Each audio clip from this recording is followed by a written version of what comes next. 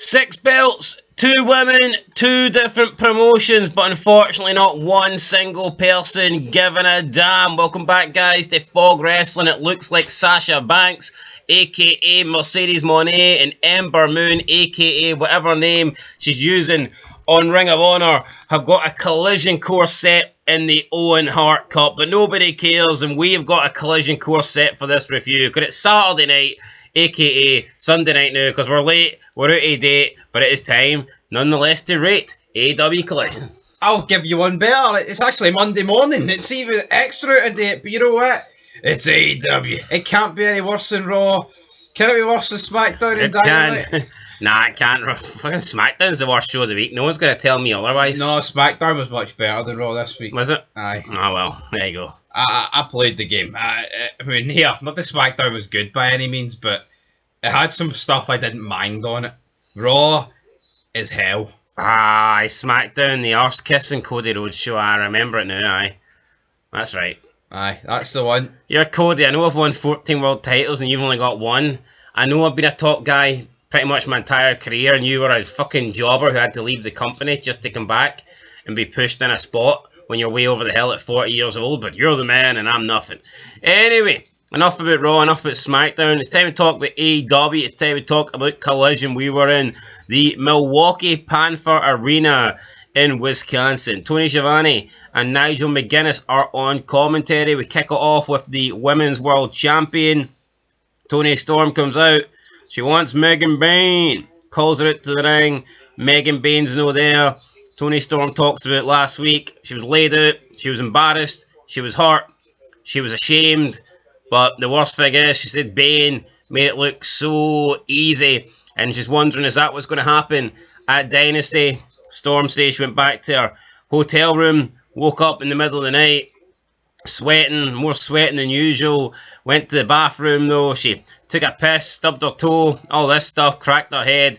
Then she remembered exactly who she is, because she's timeless Toni Storm while laying down like the Undertaker in the middle of the ring. Then does a sit-up a little bit like the Undertaker as well, and says that at Dynasty she'll be leaving with Bane's tits in her purse. And then out of nowhere, Penelope Ford attacks Toni Storm, and then Toni Storm counters and hits her with a German suplex, but then the big Megan Bayne comes in, who does look like a bit of a man. Well, not really, but she's a big woman. She is big, but you know what? This was a decent way to kick off the show. Unique promo. Hits an F5 on the belt. Unique spot where they focus in on Toni Storm and then the boot, cracking her in the skull. You know, it's like, yeah, it's 2025 and it feels like everything in wrestling has been done, but this was unique. Yeah, Toni Storm's got a unique character, always cuts a unique promo. Like, I'm not saying every promo she cuts is great. I thought this one was alright. But there's always like one or two wee lines or a couple of words that she throws in there that gets a cheap pop out of me. Yeah, and that's what it should be. That's what wrestling's all about. When was the last time fucking anybody gets you a cheap pop? She's just got a different presentation, you know, a different look, coming out with, you know, the darkened, you know, lighting and the grey effect, black and white effect, then the spotlight in the middle of the ring. Even just cutting that entire promo where she's laying flat on her back, it's just different. Yeah, it's unique, and I think uniqueness goes along. It's better. Whereas you look at everyone else, it's just at this time. Just look at everyone else wearing fucking tights. It's yep. like, oh, fucking hell. I mean, Toni Storm was wearing, it was weird, it was like a prison suit or something. It was like a big body suit or something weird going on. Kind of looked like that suit that guy wore from Lucha Underground. Lucha. The guy that ate somebody. Dario's cousin. The guy that was behind bars. Dario. Forget his name, but anyway, aye. Then, it was decent. Someone put the fucking Death Riders behind bars. I think Megan Bayne though needs to cut down on the tanning, because and the makeup and stuff like that, because she's very attractive, but here she's looking like it. Maybe, I don't know, maybe being a bodybuilder, maybe she's into that like kind of glamazon look or whatever. But I think it's a bad look for her. Anyway, Megan Bayne, Toni Storm, Dynasty could be all right. Anyway, up next, we get the Death Riders. Claudio issues a challenge. You got Moxley just standing in the background looking like a bum. Doesn't look like a world champion. No belt with him. When's the last time we seen the world title in AEW? They carry it in a suitcase, motherfucker. It's been a bit. When was the last time we seen it though?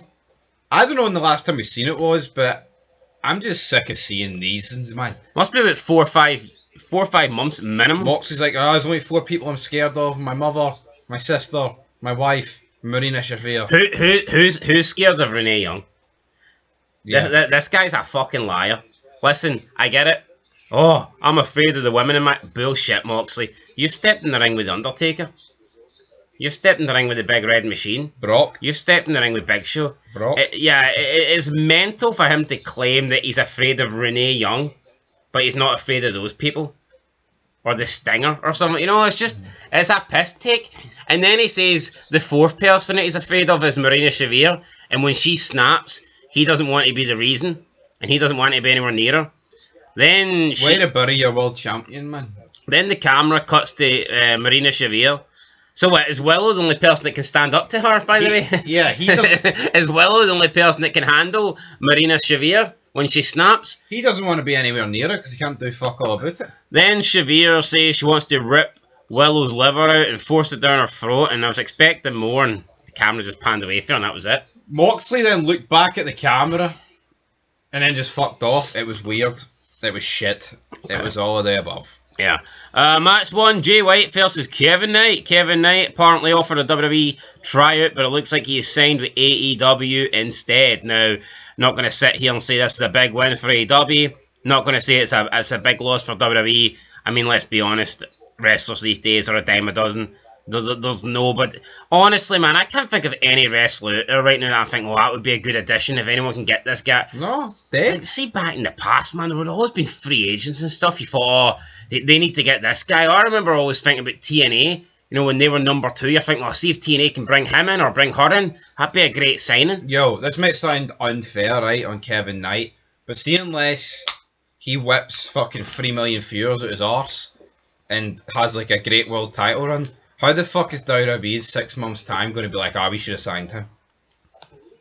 They're not. This guy, no one can make not one single person can make wrestling good again. Well, if you listen to all perspective. these losers, they think fucking Penta and Ray Phoenix are the guys that are going to change it. Oh, Miro, oh, Malachi Black. Those 2 fucking mongoloids couldn't change a light bulb, let alone the fucking business. Yeah. Maybe they should have fucking tried changing the light bulb in a wee taco fan before they tried fucking wrestling. And that's a wrap, guys. And save our eyes. Yeah. Anyway, wrap your burrito and we'll wrap up this opening match here. Jay White wins. Blade Runner 1, 2, 3. At the end, he called himself something. He says he's entering the Owen Hart Cup, and he called himself, what, the Catalyst of professional wrestling. The Catalyst, mate. Whatever he means by that. What's he done? Absolutely nothing. Foster's. Good call. Kevin Knight. I like you, mate. This is another guy that came to AEW and was supposed to be the top guy and the next big deal, and they're just all shite, aren't they? See all these guys that were in Japan? I did all 12 years on the Indies. They're all overrated. I don't care if it was New Japan or Ring of Honor. All these guys suck. Whether it be Jay White or Adam Cole or Kevin Owens or Sami Zayn, they're all trash, man. It's funny. It's all these... They're bastard packed. They're all shite. There's a lot of legends that had times in Japan. No one fucking cares, though. No, but just look at all these people, whether it be Ring of Honor, whether it be New Japan, or All Japan, or Triple A, or the NXT Black and Gold era. Not one single star. Where's the stars? Who has came through the business? Who's moved to new heights? Kevin Owens has been given a world title. It doesn't matter a fuck. Kofi Kingston was given a world title reign, and so what? No, many guys just getting one title reign. It's weird. Well, so many guys getting one more than they deserve, to be honest. That's true. When was the last guy that came in and you thought, fuck, he's good or something? You know, who? When? I mean, honestly, no idea. I think the guy I've seen with the last 5 years come in with the most potential is LA Knight, and they buried him. Yep. They did. Triple H looked at him and thought, fuck, wait, this guy looks like a star. This guy's got a good body. Fuck, maybe this guy could be better than me. I need to push this guy down. Fuck, what's this? Nah, we need to have guys like Johnny Gargano. They've got to have the look. LA Knight doesn't have the look. Oh, what's that? Duke Hudson? See that guy with, charisma and some decent mic skills? And a big guy, 6'5", good bot. He's not got the look. See Johnny Gargano, hot crowd tonight, guys. That's the fucking look. That's what you want. Fucking loser. He is a loser. Anyway, we're talking about the E. Let's talk about but the into E. it, man. It doesn't. Do you not think LA Knight got buried under Triple H? He did. But he gave him the US belt back. What? After Nakamura basically pissed over it for 90 days? Fucking shocking, Ron. I know, he gave him the US belt back. He should be moving him up. Fucking Cody Rhodes is pish. LA Knight should be winning the world title. See that pish? I mean, it's like Poland got the country back after World War II ended. Congrats. Didn't fucking that change to what actually happened? You know what I mean? Fucking reel it in. I just don't get it, man. Because title reigns have to last 10 years now, it's like people are stuck in the mid-card. Yeah, let's talk about AEW. I'm sick. See Triple H. I know his nose is massive, but let's try and keep him out of this fed. It's hard to keep his nose out of things. There's points everywhere, sticks everywhere, right? We get a recap of MJF throwing the first pitch at the Texas Rangers game. Don't really care. Mercedes Moné versus Robin Renegade. Kevin Nash came out and said that Mercedes Moné has been phoning it in. Bash Kevin Nash because it felt like he was just, attacking an AEW person when there's like hundreds of people to bash in WWE. But this match wasn't great. No, it wasn't. It wasn't great, but it's like... I mean, I'm not going to say she's phoning it in, but it's fucking shite, wasn't it? No, but if I'm saying Mercedes Moné was phoning it in, then you could argue 99% of people in wrestling are phoning it in. Yeah, no, I totally agree. So it's like... I think in wrestling, there's so many people that don't put effort in, and then you've got the flip side of it, where guys are fucking killing each other week in, week out, in like fucking throwaway matches, and I think that tends to be in AEW more, but yeah, I mean, the match was bad, and then it was followed up by an even worse promo. Mercedes Moné can't talk. Yeah, Shivani comes in the ring. Moné is entering the own cup, runs down Billy Stark, says that whoever trained Billy Stark sucks. Athena then comes out. I guess she's the one that trained Billy Starks. I think it's sad when you're getting into the wrestling business and your trainer is Athena / Ember Moon. That's fucking tragic. That is how you know wrestling is fucked. What happened to... he trained up in the Heart Dungeon. Terry Funk trained him. Hi, I mean, what? Shawn Michaels trained him. See, now that we're getting... The fact... It's just... It's embarrassing. But I guarantee I bet you have a shitload of people with wrestling schools that have never done fuck all. People that have maybe had a couple of matches in Ring of Honor. Guys that we wouldn't even recognise the names of. I bet you they're out there with wrestling schools charging people money. We'd do a better job. Because I'd say, see this wrestling shite doesn't fucking matter. Gotta make them care. I say just have a good look, have a bit of charisma, cut a promo. You don't need to wrestle, mate. Simple as that. Aye, that's it. Hulk Hogan dropped a leg for 20 years and it worked for him. Worked for me, brother. All this shite in wrestling in 2025 doesn't work for me, brother. Give us your money, that's it. Sort it. Right, Here, mate. Athena comes out, basically starts fighting with Mercedes. Mercedes gets saved by Robin Renegade. Athena hits Robin Renegade with like this, I don't know what it was, Eclipse, I think, I don't know, off the top rope. And that was it. Just it looks like Athena's entering the Owen Hart Cup as well. You'd 6 belts here between these women. Athena's got 2. Mercedes has got 4. Nobody fucking cares. Athena's acting like she's a big deal. I mean, she's a nobody. Got released for WWE. Couldn't cut it in AEW. Got sent to Ring of Honor, which is basically the feeder promotion for Tony Khan's, big company, since he owns Ring of Honor as well. So, is what it is. Nobody's ever rated Athena. Nobody will ever rate Athena. ROH's stock's never been lower, right? See, being a champion in that, it doesn't mean fucking hee-haw. Yeah, it's just... So you look at Claudio, you look at Jericho, right, and guys who've held that belt in recent years. Has it benefited them? Has it improved? Absolutely not. It has been a pure. Is Wheeler Yuta chain around? Is Wheeler Yuta not got a Ring of Honor belt? Is he not like the pure champion or something like that? World Mongo of the Year or something? Missing Chromosomes title or something? Or? Anyway, 16 times, 16 time. missing chromosome champion. Anyway, Athena, Mercedes, nobody fucking cares. Harley Cameron should have won the belt last month. And I get, oh well, they can't because Toni Storm had to win. How about you let the Australians have both fucking champions win? How about that? Why is everything got to be so predictable? Oh, they didn't want to give Harley Cameron the win because it would have took away for the Toni Storm win it. Maybe the Australian crowd would have went fucking mental to have both of their fucking wrestlers win. How about those apples? Yeah, well, why not do that though? It's like when they were at Clash at the Castle, and they thought that no, not Clash at, what was that? I was Clash at the Castle. They thought that if they had those two Scottish women win the tag belts, that would people would be all right with Drew losing. No. Fuck that, give a fuck about those two bastards. Nobody cares. The difference is, I think that the people in Australia would have cared about both of those women winning. But see this whole logic where, you can only have one of them win, or else it'll ruin the fit. Bull fucking shit.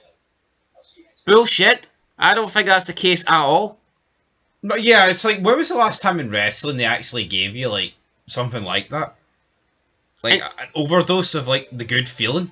And you know what? For the home crowd? Honestly, man, if they only wanted one person to win, I think they picked the wrong person. Because you could have had Toni Storm just win the belt when she fought Mariah May in that hardcore match, and that was fucking great. Yeah. And that would have been probably an even better way for her to win the belt. Harley Cameron winning in Australia backyard is a it's rookie moment. Like the rookie underdog type. And where is she? Yeah, when was the last time a rookie won, like, out of the blue? It's fucking donkeys. See, now we're in wrestling, like, you basically have to be a jobber for years and slowly work your way through. Like, I hate it. Look at Randy Orton and John Cena. Literally, doing Batista, those guys were in it for like a few months, and before you know it, they were pushed straight into the mid card and like winning. See, now it's like, if you're in WWE, you go straight to NXT, and you have to fucking be a jobber for years before you even get considered to go to the main roster. Or in AEW, it's like, Harley Cameron hadn't even won a match until, like, 3 months ago? What are they waiting on? I know, you look across the companies, it's like, the ratings are shite. Brock Lesnar was a rookie. Could you imagine if they had Brock Lesnar go have a 50-50 win record? And look, his career only lasted just over 2 years, or just under 2 years? Just 2 years. See now, they make people wait about 4 years till they start moving them up. I know, it's pathetic. Look how quickly Brock Lesnar came in, fucking rookie, won, went and beat The Rock, boom, boom, boom, boom, boom. Why can't we get that? That's how you create stars, it's sink or swim. Now, obviously, you don't have to commit to putting the belt on them within 5 months, but you could bring people in and have them dominate from the beginning. Then see after a month or two, see if it looks like this person not got, then just, alright, back to whatever, shitey place you came from. Absolutely. Like, see, they used to do that on SmackDown. They used to bring the big guys in. See, like the Nathan Jones era, or the Matt Morgan era, or the Heidenreich era, or whatever. They would bring them in, and they would push them straight off the bat. And then see when they realised they were shite, they would send them away. But at least they gave them the chance. Yeah. See that guy like Matt Morgan? See if he comes in, and he fucking faces Shannon Moore 4 times over the course of a month, and he goes 50-50 with him. 2 wins, 2 defeats. You've killed Matt Morgan. How can this guy be this fucking 7-foot monster? There's been no blueprint left. When he's sharing 50% wins. Do you know what I mean, though? It's like, what are they doing? What are they doing? Anyway, Mercedes Money wins, shite. It's not like our title reign's been great. No, anything but. Fucking crap. Whereas Harley Cameron had a great run of momentum. And what's happened since that match? Mercedes Money's continued to do nothing, and Harley Cameron's disappeared. So I don't see how that decision helped anybody, but whatever. We then see a Queen Amata backstage, apparently not cleared. Serena Deeb keeps calling her Queen, tells her to read a textbook or something. Not good. No, not good at all, man. Right. Anything to add to that? No, I was fucking mid-yawn, because Serena Deeb bores the tits off me, man. She's fucking ancient. Queen Anamina doesn't look like a queen. No. I mean, come on, let's just fucking move on. Top flight against the Learning Tree. Oh, but if the Learning Tree win, they get a big match against the Black Boys. Do they? That was the rules. That was what the MVP said. If you win, we'll give you a match. Anyway, learning 3 win. Big Bill hits a big choke slam. Yeah, there you go. The big white redwood, or the fuck Then we get called. Leo Rush and Action Andretti. They hit the ring, but AR Fox makes the save for Top Flight. So, congratulations. Jamie Haters with Lexi Nair says she respects Billy Starks, but she's going to put her on her arse and she enters the Owen Hart Cup. Says she'll leave as a champion, alright. Then it's all about the boom. Adam Cole comes down with Kyle O'Reilly and Roderick Strong. I don't know what Adam Cole's been doing. Maybe he bought a heavier PlayStation controller lately or something, because his arms do look a little bit bigger. So, I mean, maybe he bought a controller with an extra £2 to it or something, because he does look slightly bigger. Hearts on fire. Maybe he's been watching Rocky 4. I reckon Rocky 4 could put muscles on you alone, just for the training montages. Even just watching it. I'd rather go with Rocky's fucking son in Rocky 4, who was about 8, against Drago than fucking Adam Cole. Adam Cole, baby. Imagine Adam Cole in the ring, though, with Drago. Oh. He'd need a gun, not a PlayStation controller.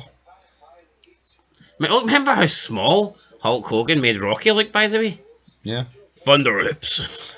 Don't work for me, brother. Anyway. I think Thunder Lips would have made Drago look small. And Drago was big. No, Drago was big. But fucking Thunder Lips made Rocky look like Max Mini or something. It was actually crazy. See this fucking segment, how bad was it?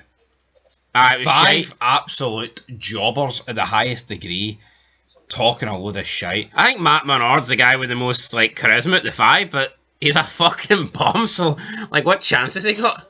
You know, he's just a guy, he's never ever been booked or been showcased as anything more than like he's got as much fucking like presence as like a member of the Main Street Posse. Kyle O'Reilly, not a Roderick serious Strong guy. sticking their hands up like fuds.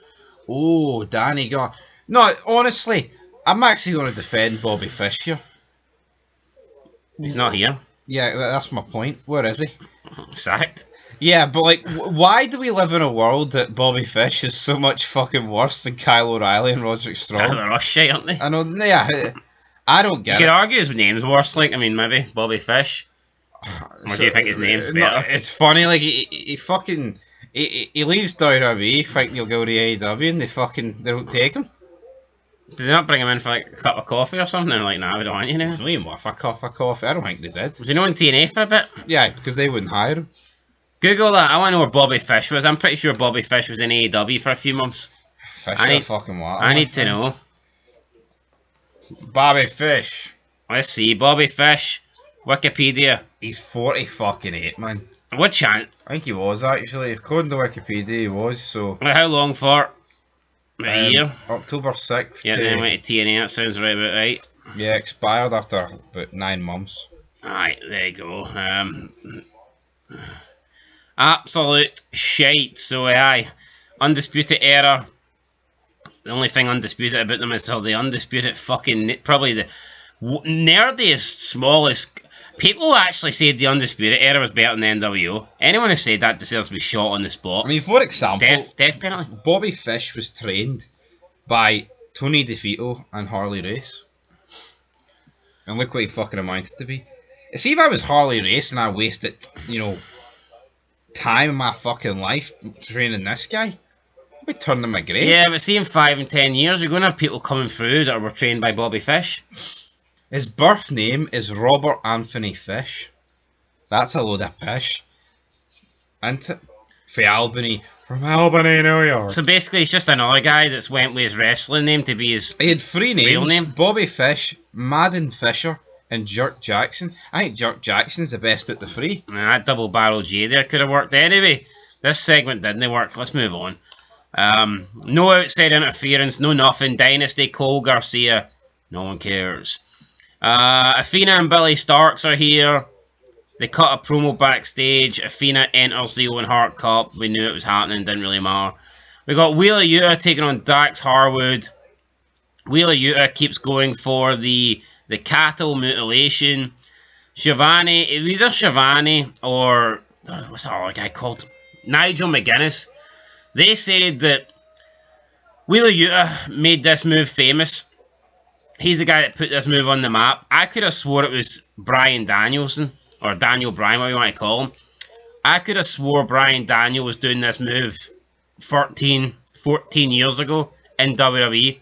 Correct me if I'm wrong, but I'm pretty sure I seen him do that move in WWE. And if he did that move in WWE, then he's the guy that put it on the fucking map. Because more people would have seen Bryan Daniel do this move on WWE television than anybody seen Wheeler Yuta do it in some shitey indie show with 10 people. So, aye, cattle mutilation. Google that actually, Daniel. Fuck it, I do not care. No, one Google search, come on. What do you mean? I just did one. I know, but then another one. Cattle mutilation, Daniel I don't Bryan. get paid enough money for this, so what's it called? Cattle mutilation, Daniel Bryan. I'm pretty sure I've seen him. Right. Daniel Bryan. I'm sure I've seen him do this. Yeah, he did. He did. 2012. So there you go. So how the fuck's this guy putting on the map? I know my wrestling. I'm sad. It's not. Daniel Bryan was in AEW, so why not put him over? Nah, it's just lies, isn't it? I mean, it's just not possible. Wheeler Yuta wins, right, and the commentary team mark out a Civ. Holy fuck, what an upset there! But as we pointed out during the show, it's like Dax Harwood's a tag team guy. Edge is leading him, right? Wheeler Yuta and Cesaro are behind Moxley. Is this not as even a match as even as a match can fucking get, really, between these two teams? Yeah, Wheeler Yuta's a singles guy. Like, what's to suggest that Dax Harwood is so much better than Cash Wheeler? Is he? I just don't get it. If Wheeler Yuta beating Dax Harwood in a singles match when Dax Harwood is a tag team guy, if that's considered a major upset, then the Death Riders must be massive underdogs in this 6-man tag. Yeah. Which makes no sense. Just don't get this, man. And then after the match, he batters a few refs. And then as Cash Wheeler comes out, pulls him, and then Dax Harwood pushes him to the floor. They look at each other. Oh. It's like, there's not much to this. Yeah. He didn't know it was him. Dax offers him a handshake to pull him up. Cash shoves his hand away, then gets up and goes face to face. And then Cash storms out. FTR here looking like they're going to implode. Good. Get them off my TV screen. I'm going to fucking implode. We got Alicia Tout backstage with the patriarchy. Then the crew roll up and they ask Nick Wayne a favour.